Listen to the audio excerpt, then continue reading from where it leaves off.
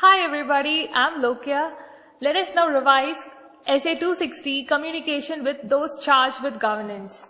This is one such phrase which is used quite often in almost all the standards in auditing. Communicating with those charged with governance.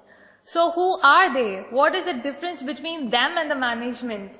First, let us look into the difference. Well, management involves persons who have the executive responsibility in the conduct of the entity's operations. However, those charged with governance are the persons who are responsible for overseeing the strategic direction of the entity as well as the obligations related to accountability of the entity.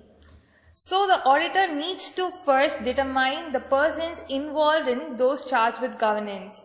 It varies with entities. Like for example, in most of the entities, there is a governance that has the collective responsible towards the accountability, like the board of directors, trustees, supervisory board. In certain cases, there exists a subgroup which is responsible for the specific task, like the audit committee. And in certain cases, there may not be clearly defined framework in the entity, like the family-owned business, the not-for-profit organizations as such. In those cases, the auditor need to discuss and agree with the engaging party regarding the relevant person to whom he needs to communicate.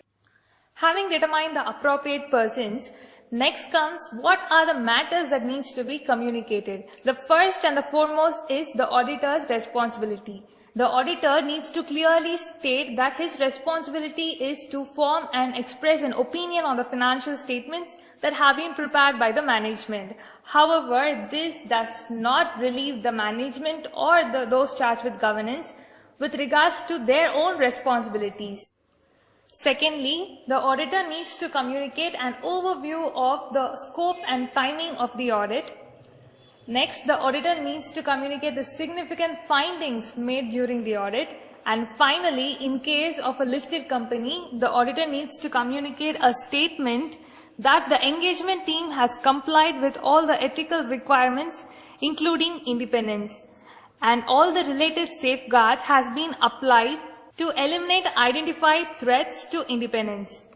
The significant findings can be classified into 5.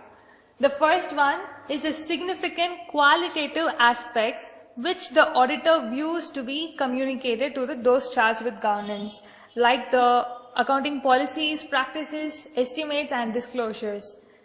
Secondly, the significant difficulties that the auditor has faced during the audit, like the delays caused by the management, the unreasonable brief time given by the management to complete the audit, the unavailability of the expected information, the restrictions and unwillingness of the management which ultimately limits the scope of the auditor. And in cases where the management and those charged with government are different, then the auditor has to communicate few other significant matters like the significant events that has occurred during the year, the consultations made by the management with other accountants, any disagreement with the management and the auditor. The auditor shall also communicate the written representation which he has requested to the management. The significant findings also includes circumstances to be communicated which affect the form and content of the audit report and any such other significant matters which the auditor finds to be necessary to be brought into the knowledge of those charged with governance. So basically, the matters to be communicated are auditor's responsibilities, the planned scope and timing, the significant findings and auditor's independence. And under significant findings, we have 5, which is the qualitative aspects, difficulties in case where those charged with governance and managing are different, and circumstances which affect the auditor's report, and finally other significant matters.